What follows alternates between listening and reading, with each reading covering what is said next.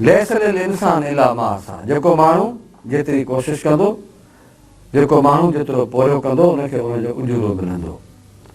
इन ॻाल्हि सम्झण खां पोइ बि जेकॾहिं को माण्हू पंहिंजे ज़िद हथ ते अची इन्हनि खे नथो मञे, इन्हनि खे नथो तस्लीम करे, त उनजो मतिलबु हीअ आहे त हू इहे सुठियूं ॻाल्हियूं नथो चाहे ऐं हू पंहिंजो पाण खे सुठो चवराए थो, पर हू सुठो आहे कोन। पर असांजो अॼोको समाज आदम जो औलाद हुअण जे बावजूद इज़त जे लाइक़ु न रहियो आहे ऐं उहो इज़त नथो करे। ख़ुदा वटि सैद, पीर, कोली, भील, मेघवाल, गोपांग, बलोच, रिंद, इहे ॻाल्हियूं आहिनि ई कोन। हाणे उहे कमज़ोर जिन माण्हुनि खे चऊं था, उहे ई दुनिया जा ॾाढा माण्हू आहिनि, पोरियत माण्हू आहिनि जेके कमाइनि था ऐं उहे माण्हू खाइनि था जेके हद हराम में मुफ़्तख़ोर आहिनि। किन माण्हुनि खे अटो कोन थो मिले, लोले जे लूण जे लाइ माण्हू मोहताज आहिनि, इलाज कोन था कराए सघनि। छा इन साॻी दुनिया में माण्हू अयाशियूं कोन था कनि? ऐं कॾहिं कॾहिं जॾहिं झेड़ा फसाद थियनि था त कीअं ॿारहाड़ी अलॻि थी वञे, शहर अलॻि थी वञनि था।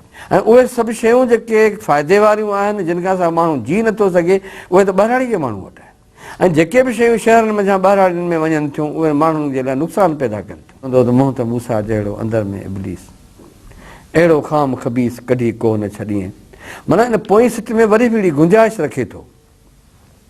इहो जेको ख़ाम आहे, इहो जेको ख़बीस आहे, इहो जेको कचो आहे, जेको तव्हांखे नुक़सानु थो ॾियनि, खे कढी छॾियो।